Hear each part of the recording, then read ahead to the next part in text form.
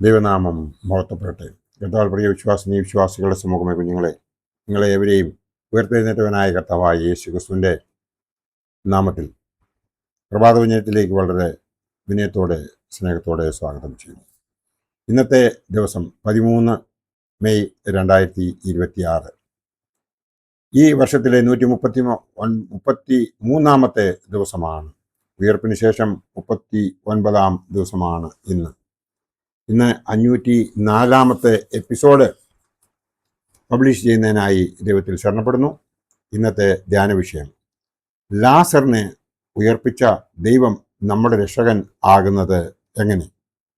ലാസറിനെ ഉയർപ്പിച്ച ദൈവം നമ്മുടെ രക്ഷകൻ ആകുന്നത് എങ്ങനെ? മാർത്ത യേശുവിനോട്, കർത്താവേ, നീ ഇവിടെ ഉണ്ടായിരുന്നുവെങ്കിൽ എൻ്റെ സഹോദരൻ മരിക്കയില്ലായിരുന്നു. ഇപ്പോഴും നീ ദൈവത്തോട് എന്തപേക്ഷിച്ചാലും ദൈവം നിനക്ക് തരുമെന്ന് ഞാൻ അറിയുന്നു എന്ന് പറഞ്ഞു. യോഹന്നാൻ 11:22 വാക്യം ആണ് നാം കണ്ടത്. ഈ സംഭാഷണം നടക്കുന്നത് ബേഥാന്യയിൽ വെച്ചാണ്. ബേഥാന്യ, എത്ര സുമധുരമാണ് ആ നാമം! ദിവ്യസ്വപ്നങ്ങൾ അതിൻ്റെ ചുവരുകളിൽ കൂടി ഉറങ്ങിക്കിടക്കുന്നു. യേശുനാഥനെ സ്നേഹിക്കുന്നവർക്ക് കുളിർമയും ചൈതന്യവും ശാന്തിയും അരുളുന്ന പ്രഭാകേന്ദ്രമാണ് അത്. ബേഥാന്യ ഒരു ചെറിയ ഗ്രാമമാണ്. വിശുദ്ധ നഗരമായ യെരുശലേമിന് കിഴക്ക് ഒലിവുമലയുടെ കിഴക്ക് ചരിവിൽ ഈ ഗ്രാമം സ്ഥിതി ചെയ്യുന്നു. ആരുമറിയാതെ മയങ്ങിക്കിടക്കുന്ന ആ കൊച്ചു ഗ്രാമം എത്രയേറെ പ്രശസ്തമാകുവാൻ കാരണം അവിടെ യേശു സ്നേഹിച്ച ഒരു ഭവനമുണ്ടായിരുന്നു. ലാസറിന്റെയും മാർത്തയുടെയും മറിയയുടെയും. ബേഥാനി എന്നാൽ അതിൻ്റെ അർത്ഥം മറുപടി നൽകുന്ന ഭവനം, അല്ലെങ്കിൽ ദൈവസംസർഗത്തിന്റെ ഭവനം എന്നാണ്. യേശുദേവൻ ക്രൂശാരോഹണത്തിനു മുമ്പ് താമസിച്ച ആ സ്ഥലം, യേശുക്രിസ്തു ധ്യാനിച്ച് ശക്തി പ്രാപിച്ച ഭവനം. ഞായറാഴ്ച ദിവസം താൻ ബേഥാന്യയിൽ നിന്നും യെരുശലേമിലേക്ക് ജൈത്രയാത്ര നടത്തി. ബേഥാന്യയിൽ മടങ്ങിയെത്തി അവിടെ രാപാർത്തു. പിറ്റേ ദിവസം ദേവാലയ ശുദ്ധീകരണത്തിന് പുറപ്പെട്ട് അന്നും ബേഥാന്യയിൽ തിരിച്ചെത്തി. തൻ്റെ അന്ത്യനാളുകളിൽ പലതവണ വന്ന് അന്തി ഉറങ്ങിയതും ശക്തി സംഭരിച്ചതും ആ ഭവനത്തിലെ ആതിഥ്യം മുതലാണ്. അതിൻ്റെ ഏകാന്തതയിൽ പ്രാർത്ഥിച്ചു. ബുധനാഴ്ച പരിമള തൈലം മറിയ പൂശിയതും അവിടെ വെച്ചായിരുന്നു. അപ്പോൾ കുറ്റം പറഞ്ഞ യൂദായുടെ നാവിനെ വിലക്കിയതും ആ ഭവനത്തിൽ വെച്ചായിരുന്നു.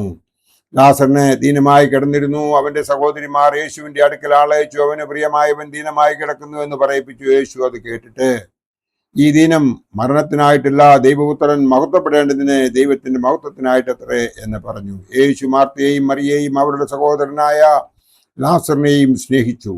അവൻ ദീനമായി കിടക്കുന്നു എന്ന് അറിഞ്ഞിട്ടും താൻ അന്ന് ഇരുന്ന സ്ഥലത്ത് 2 ദിവസം കൂടി പാർത്ത ശേഷമാണ് ബേഥാന്യയിലേക്ക് എത്തുന്നത്. അപ്പോൾ 4 ദിവസം പൂർത്തിയായിരുന്നു എന്ന് നമുക്ക് അറിയാം. യേശു അവിടെ എത്തിയപ്പോൾ ലാസർ മരിച്ചു, കല്ലറയിൽ വെച്ചിട്ട് 4 ദിവസമായി എന്നറിഞ്ഞു. സഹോദരന്മാരെ ആശ്വസിപ്പിക്കുന്നതിനും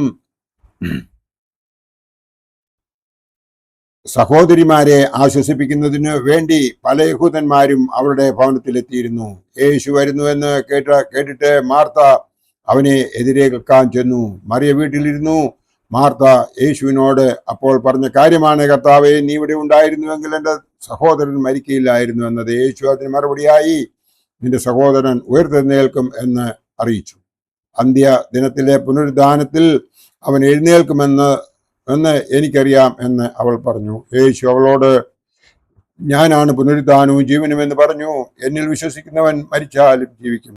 അങ്ങനെ ജീവിക്കുകയും എന്നിൽ വിശ്വസിക്കുകയും ചെയ്യുന്നവൻ ഒരിക്കലും മരിക്കയില്ല. ഇത് നീ വിശ്വസിക്കുന്നുവോ എന്ന് യേശു അവളോട് ചോദിച്ചു.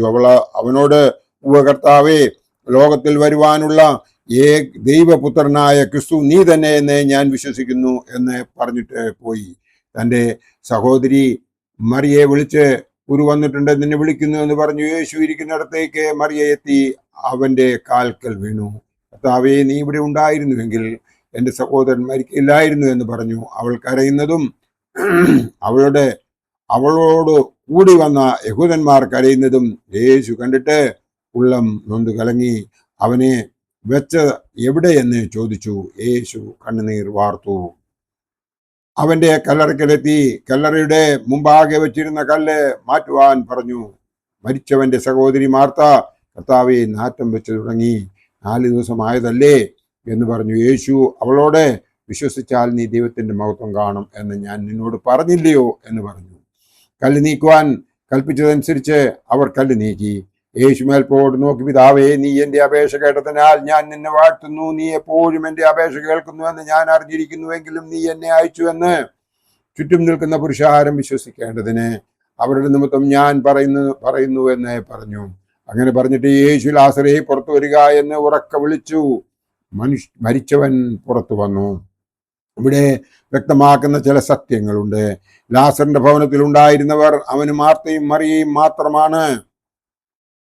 കുടുംബമായി യേശുവിനെ സ്നേഹിച്ചവർ. മാർത്തയും മറിയയും 2 സന്ദർഭങ്ങളിലായി പറയുന്ന ഈ സത്യവിശ്വാസമാണ്, കർത്താവേ, നീ ഇവിടെ ഉണ്ടായിരുന്നുവെങ്കിൽ എൻ്റെ സഹോദരൻ മരിക്കയില്ലായിരുന്നു എന്നത്. ഒരുവൾ യേശുവിനെ എതിരേറ്റും മറ്റവൾ കാൽക്കൽ വീണുമാണ് ഈ വിശ്വാസം പ്രഖ്യാപിച്ചത്. ലാസർ നീതിമാനും യേശുവിൻ്റെ സ്നേഹിതനുമായിരുന്നു. പിതാവ് എന്ന പോലെ പുത്രനും ഇരു ലോകങ്ങളുടെയും അധികാരിയാണ്. ലാസർ ഗാഠനിദ്രയിലോ മരിച്ച അവസ്ഥയിലോ അല്ലെന്നുള്ള സത്യം തെളിഞ്ഞു. ദൈവത്തിന്റെ ആജ്ഞ അനുസരിപ്പാൻ ഏത് നിമിഷവും കടന്നുപോയ ആത്മാവ് തയ്യാറായിരിക്കുന്നു എന്നത് ഇവിടെ വെളിപ്പെടുന്നു. യേശു ലാസറിന്റെ കല്ലറയുടെ മുമ്പാകെ വന്നു നിന്നാണ് പ്രാർത്ഥിച്ചത്. അവൻ ബേഥാനിയയിൽ വരുന്നതിന് മുമ്പ് താമസിച്ചിരുന്ന സ്ഥലത്ത് നിന്ന് പ്രാർത്ഥിച്ച് കൽപ്പന നൽകി സ്വർഗത്തിലേക്ക് നോക്കി ഉയർപ്പിക്കാമായിരുന്നു. കല്ലറയുടെ മുമ്പിൽ വന്നു നിന്ന് സ്വർഗത്തിലേക്ക് നോക്കി പ്രാർത്ഥിച്ചത് മൂലം ഒരു ദൃഷ്ടാന്തം കൂടി യേശു നമുക്ക് കാട്ടിത്തന്നു. അതിനാലാണ് ക്രിസ്തീയ സഭകൾ പരേതർക്ക് വേണ്ടിയുള്ള പ്രാർത്ഥനാ സമയം പരേതരെ അടക്കം ചെയ്ത സ്ഥലത്ത് എത്തി പ്രാർത്ഥിക്കുന്നത്. മരിച്ച ഉടനെ തന്നെ പരിശുദ്ധാത്മാവിന്റെ ആവാസം മൃതശരീരത്തിൽ നിന്നും വേർപെടുന്നില്ല എന്നതിന്റെ തെളിവാണ് ഏലീശയുടെ കല്ലറയിലേക്ക് ഒരു മൃതശരീരം ഇട്ടയുടൻ ആ ദൈവപുരുഷന്റെ അസ്ഥിയെ തൊട്ട സമയം ജീവൻ പ്രാപിച്ചു കാലൂന്നി നിന്നത്. 2 രാജാക്കന്മാർ 13:21 അത് പറയുന്നുണ്ട്. ഇതും ദൈവപുത്ര പുരുഷനായ ഒരുവന്റെ കല്ലറയിൽ നടന്ന സംഭവമാണ്. ദൈവാശ്രയത്തിൽ മൃതരായ ക്രൈസ്തവരെ അടക്കിയ സെമിത്തേരികൾ വെറും ഊഷര ഭൂമിയായി കരുതാതിരിക്കുവാൻ ഈ സംഭവം ദർശനം നമുക്ക് നൽകുന്നു. എന്നാൽ നാം മനസ്സിലാക്കേണ്ടത്, ലാസറിനെ ഉയർപ്പിച്ച ദൈവം നമ്മുടെ രക്ഷകൻ ആകുന്നത് എങ്ങനെ എന്ന് ഞാൻ നിങ്ങളോട് ചോദിച്ചല്ലോ. അവനിൽ വിശ്വസിക്കുക. അവനിൽ വിശ്വസിക്കുന്നവർ ആ ലാസർ ഉയർത്തെഴുന്നേറ്റതുപോലെ നാമും അവന്റെ വലത്ത് ഭാഗത്ത് ഇരിക്കത്തക്കവണ്ണം അവൻ നമ്മളെ അനുഗ്രഹിക്കും എന്നതിന് 2 അഭിപ്രായം ഉണ്ടാകുകയില്ല. അതിനു വേണ്ടിയിട്ട് നാം എപ്പോഴും ചെയ്യേണ്ടത് ദൈവത്തിൽ ശരണപ്പെട്ട് നമ്മളെ തന്നെ അവൻ്റെ തൃപ്പാദത്തിൽ സമർപ്പിക്കുക. നാളത്തെ ദിവസം നാം നമ്മളുടെ സഭയിൽ സ്വർഗാരോഹണത്തിൻ്റെ ശുശ്രൂഷയിൽ സംബന്ധിക്കുവാൻ പോകുന്നവരാണ്. ആ സ്വർഗാരോഹണ സമയത്ത് ആ ഒലിവ് മലയിൽ നിന്നും സ്ലീഹന്മാരോട് പറഞ്ഞിട്ട് പോയതായ ആ കാര്യം നാം മറക്കാതെ ഇരിക്കുന്നുവെങ്കിൽ ഞാൻ നിങ്ങൾക്ക് വേണ്ടി കാര്യസ്ഥനെ അയക്കുമെന്ന് പറഞ്ഞത്. ആ പെന്തക്കോസ്ത് ദിവസം ആ സ്ലീഹന്മാർക്ക് ആ കാര്യസ്ഥൻ വന്ന് പരിശുദ്ധാത്മാവിൻ്റെ രൂപത്തിൽ അവർക്ക് അവരുടെ ഉള്ളിൽ പ്രവേശിക്കുകയും അവർ ശക്തരായി തീരുകയും ചെയ്തു. അതുപോലെ നാം നമ്മുടെ മാമോദീസയിലൂടെ, ആദ്യത്തെ കുർബാന അനുഭവത്തിലൂടെ, മൂറോൻ അഭിഷേകത്തിലൂടെ നാം ഓരോരുത്തരും ശക്തി പ്രാപിച്ചിരിക്കുന്നു. ആ പരിശുദ്ധാത്മാവിൻ്റെ ഗൈഡൻസിൽ, ആ പരിശുദ്ധാത്മാവിൻ്റെ ഉണർവിൽ ആ പരിശുദ്ധാത്മാവിന് നമ്മെ സമർപ്പിച്ചുകൊണ്ട് അവൻ പറയുന്നത് പോലെ നാം പ്രവർത്തിക്കുന്നുവെങ്കിൽ ദൈവം നമ്മളെയും കാത്തു പരിപാലിക്കും. ഈ ലോക ജീവിതം നമുക്ക് നന്നായിട്ട് ജീവിച്ച് നമുക്ക് നിത്യതയിലേക്ക് പോകുവാൻ സാധിക്കും. അതിനുവേണ്ടി നാം ചെയ്യേണ്ടത് ബാക്കിയുള്ള ജീവിതം ആത്മീയമായി ജീവിക്കുന്നതിനും വിശ്വാസത്തോടുകൂടി പ്രാർത്ഥിച്ച് ദൈവത്തെ ഉള്ളിൽ സ്വീകരിച്ച ശക്തി കൊണ്ട് നല്ലൊരു ക്രിസ്ത്യാനിയായി ജീവിച്ച് ഈ ലോക ജീവിതം സഫലമാക്കുന്നതിന് വേണ്ടിയിട്ടാണ്. അങ്ങനെ സഫലമാക്കുന്നവർക്ക് സ്വർഗരാജ്യത്തിൽ നമുക്ക് 3ാമത്തെ കിരീടം ലഭിക്കുമെന്നതിന് 2 അഭിപ്രായം ആർക്കും ഉണ്ടാകുകയില്ല.